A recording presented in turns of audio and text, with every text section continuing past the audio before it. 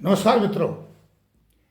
ई गैरसैंण के मन की बात में आज हल्द्वानी प्रकरण पर चर्चा जारी रहेगी। पिछले जो 2-3 वीडियो हल्द्वानी प्रकरण से बने हुए हैं वे ज़मीनी हकीकत से काफ़ी नज़दीक है। कुछ समाचार इस प्रकार से मिले हैं कि हल्द्वानी से 47 से अधिक घरों से हथियार बरामद हुए, अवैध हथियार बरामद हुए हैं। अब यहाँ उत्तराखंड में हथियार का रिवाज बहुत कम था। जो रिटायर्ड फौजी होते थे इनके पास लाइसेंसी बंदूक होती थी, जैसे पुलिस वाला हो, फौजी हो या पैरामिलिट्री फोर्स का, उनको लाइसेंसी हथियार उनके पास ऐसी ज़रूरत नहीं पड़ती थी। वो भी सिर्फ फायर करने के लिए हवा में, ताकि जंगली जानवर इत्यादि भाग जाए। आज स्थिति थोड़ा हट के है। हल्द्वानी में जो दंगे हुए, पुलिस ने जब छापे मारे तो यह सवेरे की खबर थी कि जो हल्द्वानी में उपद्रव के मामले में सुबह तक 30 से अधिक लोगों को अरेस्ट किया जा चुका था। विशेषकर हथियार रखने के जुर्म में 47 घरों पर जब छापे पड़े तो 30 से अधिक लोगों की गिरफ्तारी लाजमी थी।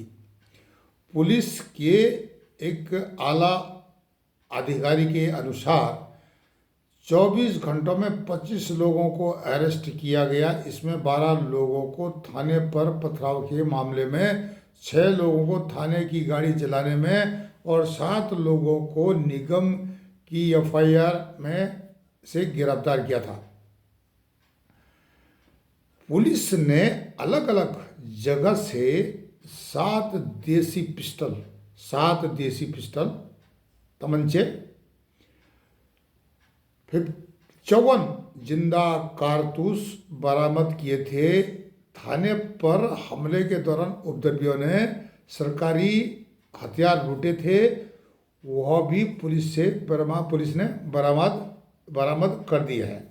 पुलिस ने 7.62 के और 9mm के 32 जिंदा कारतूस इन लोगों से बरामद किए हैं। ऐसे भी फौजी असले, फौजी एम्यूनिशन आतंकवादियों से मिलते रहे हैं। जब कश्मीर में आतंकवाद की लहर थी तो वहाँ से जो छुपाने के लिए हथियार एम्यूनिशन इसी प्रकार से हाइड आउट्स में छुपाया जाता था। हो सकता है हल्द्वानी का जो अब्दुल मलिक का आतंक का कारखाना था, उस कारखाने में इस प्रकार के आर्म्स एम्यूनिशन की हाइड आउट भी हों। और धामी सरकार ने बहुत त्वरित एक्शन लेकर के यह दिखा दिया है कि यहाँ उत्तराखंड की पुलिस कमज़ोर नहीं है। निश्चित ही वह आतंक की जड़ों को खोदेगी और उत्तराखंड से आतंक का या इस प्रकार का जो मज़ारों के नाम पर जो भूमि अतिक्रमण चल रहा है उस पर निश्चित ही अंकुश लगेगा, अगर इस प्रकार से त्वरित कार्रवाई हल्द्वानी जैसी अगर भविष्य में होती है। क्योंकि यह हल्द्वानी का जो एक्शन है यह तो अचानक आ गया, एक सोची समझी साजिश के तहत ऊंट के मुंह में जीरा है। क्योंकि उत्तराखंड के तराई क्षेत्रों में, मैदानी क्षेत्रों में एक नॉर्मल बात है, आम बात है। यहाँ आसानी से आप पता कर लेते हो कि कौन बदमाश है, किसके पास हथियार हो सकते हैं, कौन क्या करता है, सब नज़र में। पर लेकिन जो पहाड़ों में है, टाउन्स में, वहाँ भी हथियार आपको मिल जाएंगे। आप आज भी अगर किसी पार्टिकुलर जगह को खंगालें, वहाँ पर कॉर्डन करें, छापा मारें, सर्च करें, तो आपको हथियार मिल जाएंगे। यह निश्चित बात है। ये थी हल्द्वानी के जो प्रकरण की, जो दंगों की बात, हथियार मिलना और खोज अभी तक जो खास बात है कि अब्दुल मलिक जो है मुख्य आरोपी है, वह नहीं पकड़ा गया। 2 करोड़ 44 लाख रुपया उनको जमा करना, वो भी सिर्फ नगर निगम के हिसाब से, नगर निगम का जितना नुकसान किया है। इसके अलावा जो भी पुलिस का नुकसान हुआ है, गाड़ियों का नुकसान हुआ है, केंद्रीय बलों का नुकसान हुआ है, उसकी भरपाई का विषय अभी बचा हुआ है। लगता है कि अब्दुल मलिक की पूरी प्रॉपर्टी अगर उत्तराखंड सरकार नीलाम करती है तो उसके बाद भी यह भरपाई पूरी नहीं हो सकती है। बात आगे बढ़ती है। उत्तराखंड में यह पहली घटना है शायद कि यहाँ पर आतंक ने इस बड़े स्केल पर, बड़े पैमाने पर अपने पांव पसारने शुरू कर दिए हैं। यह एक साधारण घटना नहीं है, यह आतंक से जुड़ा हुआ विषय है। हम इसको आतंक से जुड़ा हुआ विषय मानते हैं और इसके पीछे चीन की वेस्टर्न थिएटर कमांड हो या चीन की जो जासूसी संस्था हो, आईएसआई के साथ इसका कोऑर्डिनेशन है। और आईएसआई वहाँ पर उत्तराखंड में स्लीपर सेल इसलिए चलाता है कि अराजकता फैलाने के बाद चीन को उत्तराखंड में घुसना बहुत आसान हो जाएगा। देख सकते हैं आप, नेपाल को भी उसी तरह चपेटे में लिया जाता है। वामपंथी सरकार आने के बाद नेपाल की तरफ और भारत की तरफ कुकुरमुत्तों की तरह जो है मदरसे और मस्जिदें और ये सारी चीज़ें अपने आप फैलनी शुरू हो जाती है। आज भी जाकर देख सकते हैं आप, इनको हटाना बहुत मशक्क़त करनी पड़ेगी, नेपाल को भी और भारत को भी। तो ये बॉर्डर के एरिया में क्यों इकट्ठे होते हैं?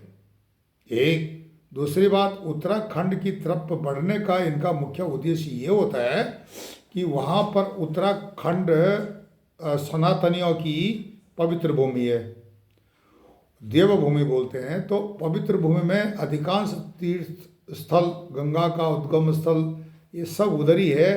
पहले इसको दूषित करने के बाद, इनको इस स्थान को, उत्तराखंड देवभूमि को दूषित करने के बाद ही जिहाद को पूरे भारत में फैलाया जा सकता है। वही समझ गए जिहादी कि गंगा जी अगर गंगोत्री से निकलती है तो जिहाद भी गंगोत्री से फैलाया जा सकता है।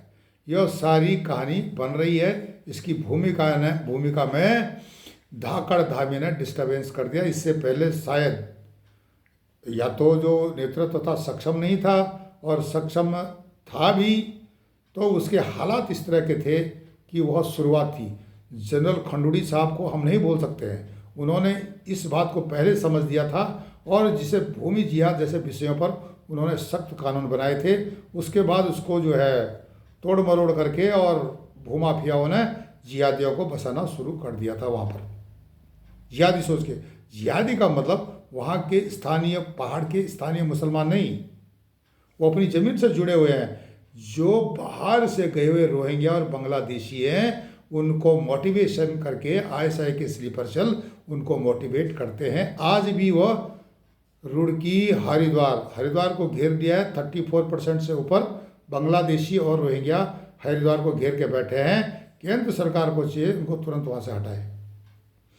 जनता सड़कों पर आएगी, गृह युद्ध की स्थिति न बने, और यह स्थिति पैदा करना चीन चाहता है कि यहाँ पर गृह युद्ध जैसी स्थिति पैदा हो जाए उत्तराखंड में, जिससे कि उसकी घुसपैठ करने के लिए नेपाल के रास्ते आसान हो जाए। क्योंकि नेपाल और इंडिया का एक बफर बॉर्डर है, बहुत रिश्तेदारियाँ हैं लोगों की आर पार। तो इस प्रकार से वहाँ से नेपाल को माध्यम बना करके घुसा जा सकता है। नेपाल को पहले हिंदू राष्ट्र से तोड़ करके वहाँ पर वामपंथी सोच को चीन लाया। चीन के अपने विस्तारवादी उसकी अलग नीति है।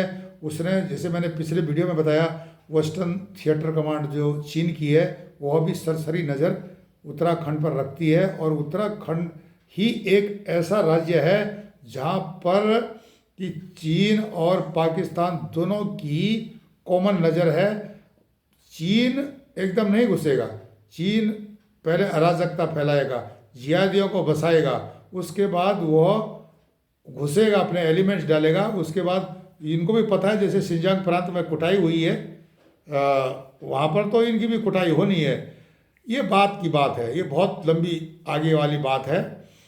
इस पर जो है बहुत मंथन भारत की सुरक्षा एजेंसियां करती हैं, जो वहाँ पर सीमाओं पर जो है सशस्त्र बल है या बॉर्डर गार्डिंग फोर्स है, वे इस पर चिंतन करते हैं। वही नहीं, बॉर्डर मैनेजमेंट के अलावा विदेश मंत्रालय में इस पर चर्चा होती है, नेशनल सिक्योरिटी एडवाइज़र के संज्ञान में ही बातें होती हैं। ऐसा नहीं है कि सोशल मीडिया वाले या यूट्यूबर जो बातों को बताते हैं उस पर संज्ञान नहीं लिया जाता है, पर लेकिन डिले हो जाती है जनता की वजह से। क्या करती है जनता कि जैसे अभी किसान आंदोलन चल रहा है, यह स्पष्ट रूप से वामपंथियों का आंदोलन है, इसमें कोई किसान नहीं है। किसी भी देश किसी भी राज्य का किसान नहीं इसमें शामिल।